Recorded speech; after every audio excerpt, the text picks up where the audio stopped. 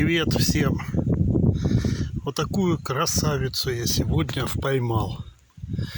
Вообще-то это мой дебют. Первая щука в моей жизни. Я просто в шоке. Вы, я думаю, тоже. Так что покупайте удочки и ловите рыбу.